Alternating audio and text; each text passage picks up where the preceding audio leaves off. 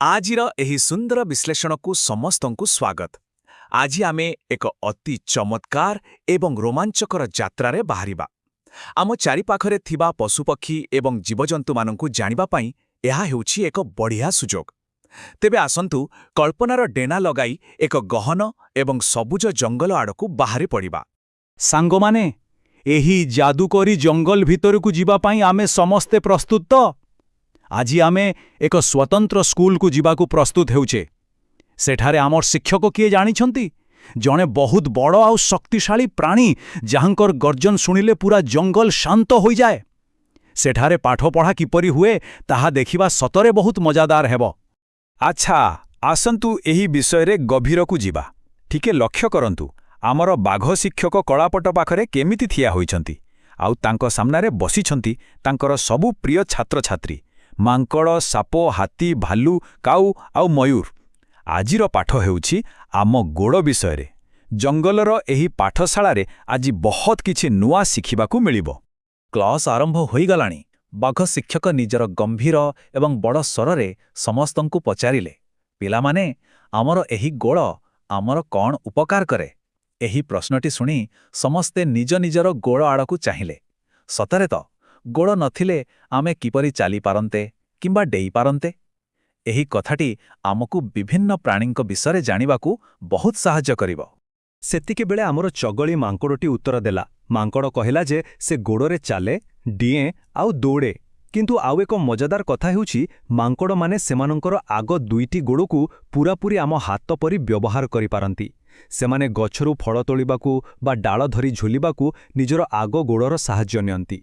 ଅନ୍ୟ ସମସ୍ତ ପଶୁ ଏହା ଶୁଣି ପୁରା ଆଶ୍ଚର୍ଯ୍ୟ। ହଠାତ୍ ତଳେ ଥିବା ସାପଟି ଫସ୍ ଫସ୍ କରି କହିଲା ଯେ ତାର ତ ଗୋଟେ ବି ଗୋଡ଼ ନାହିଁ। ସେ ନିଜ ଛାତିରେ ଭରା ଦେଇ ବା ଘୁଷୁରି ଘୁଷୁରି ଯିବା ଆସିବା କରେ।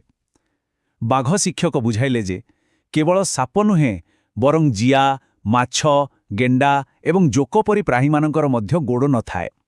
ତଥାପି ଦେଖନ୍ତୁ, ସେମାନେ ବହୁତ ସହଜରେ ନିଜ ନିଜ ଉପାୟରେ ଗୋଟିଏ ସ୍ଥାନରୁ ଅନ୍ୟ ସ୍ଥାନକୁ ଯାଇପାରନ୍ତି। ଗୋଡ଼ ଶୂନ୍ୟ ହେବା ସତ୍ତ୍ୱେ ସେମାନେ କେତେ ସ୍ୱାଧୀନ! ବର୍ତ୍ତମାନ ଆସନ୍ତୁ ଗୋଡ଼ ସଂଖ୍ୟାକୁ ଟିକେ ତୁଳନା କରିବା। ସୁନ୍ଦର ମୟୂର, କାଉ, କୋଇଲି ଏବଂ ଶୁଆ ପରି ଆମର ପକ୍ଷୀ ସାଙ୍ଗମାନଙ୍କର ମାତ୍ର 2ଟି ଲେଖାଏଁ ଗୋଡ଼ ଥାଏ। କିନ୍ତୁ ଭାଲୁ, ସିଂହ, ହରିଣ, କୁକୁର ଏବଂ ନିଜେ ବାଘ ପରି ଆମର ସ୍ତନ୍ୟପାୟୀ ବନ୍ଧୁମାନଙ୍କର 4ଟି ଲେଖାଏଁ ଗୋଡ଼ ରହିଛି। ଏହି 4ଟି ଗୋଡ଼ ତାଙ୍କୁ ଜଙ୍ଗଲରେ ଜୋରରେ ଦୌଡ଼ିବାକୁ ଏବଂ ନିଜର ସନ୍ତୁଳନ ରକ୍ଷା କରିବାକୁ ଜବରଦସ୍ତ ଶକ୍ତି ଯୋଗାଏ। ଜଳାଶୟ ପାଖରେ କେତେ ପ୍ରକାରର ପଶୁ ଏକାଠି ହୋଇଛନ୍ତି, ଟିକେ ନଜର ପକାନ୍ତୁ ତ। ସେଠାରେ ଥିବା 4 ଗୋଡ଼ିଆ ପ୍ରାଣୀମାନଙ୍କର ନାମ ଆମେ କହିପାରିବା କି? ହଁ, ପାଣି ପିଉଥିବା କଳାଧଳା ପଟା ଦାଗ ଥିବା ଜେବ୍ରା, ବାଦାମୀ ରଙ୍ଗର ଘୋଡ଼ା ଆଉ ଅନ୍ୟାନ୍ୟ ଜୀବ। ଏହି ସମସ୍ତଙ୍କର 4ଟି ଲେଖାଏଁ ଗୋଡ଼ ଅଛି। ଆମେ ନିଜ ଆଖପାଖରେ ଖୋଜିଲେ ମଧ୍ୟ ଏମିତି ଅନେକ 4 ଗୋଡ଼ିଆ ପ୍ରାଣୀ ଦେଖିପାରିବା। ଏବେ ଆସିଲା ଆମର ପରବର୍ତ୍ତୀ ବିଭାଗ, କୀଟପତଙ୍ଗ ଏବଂ ଛୋଟ ଜୀବ, ସେମାନଙ୍କର ଛୋଟ ଛୋଟ ଗୋଡ଼ ଗଣିବା। ଆସନ୍ତୁ ଦେଖିବା ଏହା କିପରି ଆଗକୁ ବଢ଼ୁଛି। ବଡ଼ ପଶୁମାନଙ୍କ ପରେ ଏବେ ଆସନ୍ତୁ ଏହି ଉଜ୍ଜ୍ୱଳ ଫୁଲଗୁଡ଼ିକ ପାଖରେ ଥିବା ରଙ୍ଗ ବେରଙ୍ଗର ଛୋଟ ପ୍ରାଣୀମାନଙ୍କୁ ଦେଖିବା। ଆହା, କେତେ ସବୁ ପ୍ରାଣୀ ଉଡ଼ି ବୁଲୁଛନ୍ତି! ପ୍ରଜାପତି, ମଶା, ମାଛି, ପିମ୍ପୁଡ଼ି, ଉଇ ଏବଂ ମହୁମାଛି। ଆଶ୍ଚର୍ଯ୍ୟର କଥା ହେଉଛି, ଏହି ପ୍ରାୟ ସମସ୍ତ ଛୋଟ କୀଟପତଙ୍ଗମାନଙ୍କର 6ଟି ଲେଖାଏଁ ଗୋଡ଼ ଥାଏ। ଏହି 6ଟି ଗୋଡ଼ ସାହାଯ୍ୟରେ ସେମାନେ ଖୁବ୍ ସହଜରେ ଫୁଲରୁ ଫୁଲକୁ ଉଡ଼ିପାରନ୍ତି ଏବଂ ବସିପାରନ୍ତି। କିନ୍ତୁ ଅପେକ୍ଷା କରନ୍ତୁ, ଏକ ବିଶେଷ ପ୍ରାଣୀ ଅଛି ଯାହାର ଆହୁରି ଅଧିକ ଗୋଡ଼ ଅଛି। ସେ ହେଉଛି ବୁଢ଼ିଆଣୀ। ବୁଢ଼ିଆଣୀର 6ଟି ନୁହେଁ, ବରଂ ପୁରା 8ଟି ଗୋଡ଼ ଥାଏ। ଏହି 8ଟି ଗୋଡ଼ ସାହାଯ୍ୟରେ ସେ ଖୁବ୍ ସୁନ୍ଦର ଭାବେ ନିଜର ଜାଲ ବୁଣିପାରେ ଏବଂ ସେହି ଜାଲରେ ସେ ନିଜ ପାଇଁ ଖାଦ୍ୟ ସଂଗ୍ରହ କରେ। ଜଙ୍ଗଲ ବିଦ୍ୟାଳୟରେ ବୁଢ଼ିଆଣୀ ହେଉଛି ଜଣେ ଖୁବ୍ ଚତୁର ଛାତ୍ର।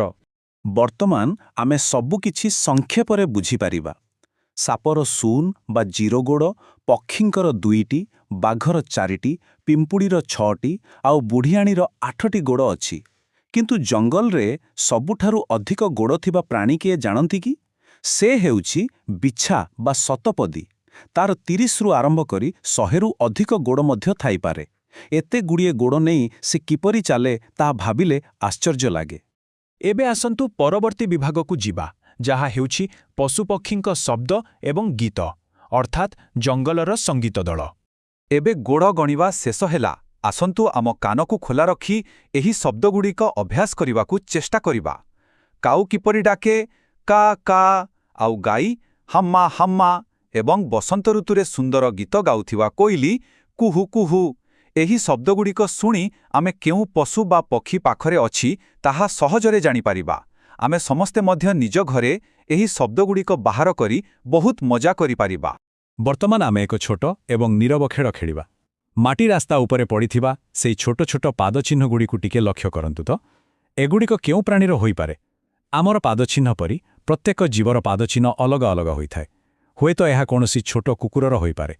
ପାଦଚିହ୍ନ ଦେଖି ପଶୁମାନଙ୍କୁ ଚିହ୍ନିବା ପୁରା ଏକ ଗୁପ୍ତଚର ହେବା ପରେ ମଜାଦାର କାମ। ଆଉ ବର୍ତ୍ତମାନ ଆମର ଶେଷ ବିଭାଗ, ଜଙ୍ଗଲର ପ୍ରହେଳିକା ବା ମଜାଦାର ଢଗ ଆହ୍ୱାନ। ଏହି ସ୍ଲାଇଡର ସବୁଠୁ ରୋଚକ କଥା ହେଲା ଆମର ପରୀକ୍ଷା। ବାଘ ଶିକ୍ଷକ ଏବେ ଆମର ଏକ ମଜାଦାର ପରୀକ୍ଷା ନେବେ। ଆମର ପ୍ରଥମ ପ୍ରହେଳିକାଟି ହେଲା, ବେକରେ ତାହାର ନାଲିଆ ଗାର, ଶାଗୁଆ ଦେହ ତା ଦିଶେ ସୁନ୍ଦର, ବକୁଳି ଥଣ୍ଟରେ ଫଳକ ଖାଏ। କହିଲ ପିଲାଏ, ସେ ଅଟେ କିଏ? ଟିକେ ଚିନ୍ତା କରନ୍ତୁ। ଏହି ପକ୍ଷୀଟି ବହୁତ ସୁନ୍ଦର, ତାର ଶରୀର ସବୁଜ ରଙ୍ଗର ଏବଂ ଥଣ୍ଟ ଲାଲ। କିଏ ହୋଇପାରେ ସେ? ବହୁତ ବଢ଼ିଆ, ଆମ ସମସ୍ତଙ୍କର ଅନୁମାନ ସମ୍ପୂର୍ଣ୍ଣ ସଠିକ୍। ଏହା ହେଉଛି ଏକ ସୁନ୍ଦର ଉଜ୍ଜ୍ୱଳ ଶାଗୁଆ ରଙ୍ଗର ଶୁଆ, ଯିଏ ଗଛ ଡାଳରେ ବସିଛି। ଶୁଆମାନେ ଅନେକ ସମୟରେ ମଣିଷଙ୍କ ପରି କଥା ମଧ୍ୟ କହିପାରନ୍ତି। ଜଙ୍ଗଲ ସ୍କୁଲରେ ଶୁଆର ଉତ୍ତର ଦେଇ ଆମେ ସମସ୍ତେ ପ୍ରଥମ ପ୍ରହେଳିକା ପାସ୍ କରିଗଲେ। ଏବେ ଦ୍ୱିତୀୟ ପ୍ରହେଳିକା। ଏହା ଟିକେ ରହସ୍ୟମୟ। କୋରଡ଼େ ରହେ ମୁଁ କୋରଡ଼େ ରହେ, ରାତିରେ ବୁଲେ ମୁଁ ଦିନରେ ଶୁଏ, କହିଲା ଦେଖି ମୁଁ ଅଟେ କିଏ? ଯେତେବେଳେ ସୂର୍ଯ୍ୟ ଉଦୟ ହୁଅନ୍ତି ସେ ଗଛର କୋରଡ଼ରେ ଶୋଇପଡ଼େ, କିନ୍ତୁ ଯେତେବେଳେ ରାତିର ଅନ୍ଧାର ନାମି ଆସେ ସେତେବେଳେ ତାର ବଡ଼ ବଡ଼ ଆଖି ଖୋଲିଯାଏ ଏବଂ ସେ ବାହାରକୁ ଆସେ। କିଏ ହୋଇପାରେ ସେହି ନିଶାଚର ପ୍ରାଣୀ? ହଁ, ଆମେ ବିଲକୁଲ ଠିକ୍ ଧରିଛେ। ଏହା ହେଉଛି ଚତୁର ପେଚା। ପେଚାର ଦୃଷ୍ଟିଶକ୍ତି ରାତିରେ ବହୁତ ପ୍ରଖର ହୋଇଥାଏ, ଯାହା ତାକୁ ଅନ୍ଧାରରେ ମଧ୍ୟ ସ୍ପଷ୍ଟ ଦେଖିବାରେ ସାହାଯ୍ୟ କରେ। ଆମେ ଜଙ୍ଗଲର ଆଉ ଏକ ରହସ୍ୟ ଭେଦ କରିଦେଲେ। ବାଘ ଶିକ୍ଷକ ଆମର ବୁଦ୍ଧିକୁ ନେଇ ବହୁତ ଖୁସି ଅଛନ୍ତି। ବର୍ତ୍ତମାନ ଆମର ଶେଷ ପ୍ରହେଳିକା ପାଇଁ ପ୍ରସ୍ତୁତ ହୋଇଯାଆନ୍ତୁ। ମାଂସ ଖାଏ ସେ ବଣରେ ରହେ, ଜାତୀୟ ପଶୁର ନାମଟି ବହେ, କହିଲ ପିଲାଏ ସେ ଅଟେ କିଏ? ଏକ ବଡ଼ ସୁରାଗ ହେଉଛି ଯେ ଯାହାଙ୍କ ବିଷୟରେ ଆମେ କହୁଛୁ ସେ ଆମ ସମସ୍ତଙ୍କର ସାମ୍ନାରେ ଠିଆ ହୋଇ ଆମକୁ ପାଠ ପଢ଼ାଉଛନ୍ତି ଏବଂ ତାଙ୍କ ଦେହରେ କଳା ହଳଦିଆ ପଟାଦାଗ ଅଛି।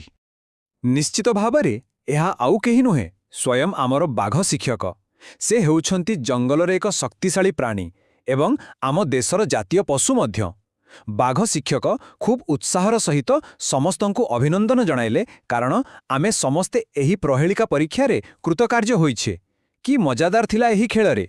ତେଣୁ ସବୁଠୁ ଗୁରୁତ୍ୱପୂର୍ଣ୍ଣ କଥାଟି ହେଉଛି, ଆଜିର ଏହି ଜଙ୍ଗଲ ବିଦ୍ୟାଳୟ ସଫାରିରୁ ଆମେ ଜାଣିବାକୁ ପାଇଲେ ଯେ କେବଳ ଗୋଡ଼ର ସଂଖ୍ୟା, ସେମାନଙ୍କର ଶବ୍ଦ ଏବଂ ଚେହେରାକୁ ଲକ୍ଷ୍ୟ କରି ଆମେ ବିଭିନ୍ନ ପ୍ରାଣୀମାନଙ୍କୁ କେତେ ସହଜରେ ଚିହ୍ନିପାରିବା।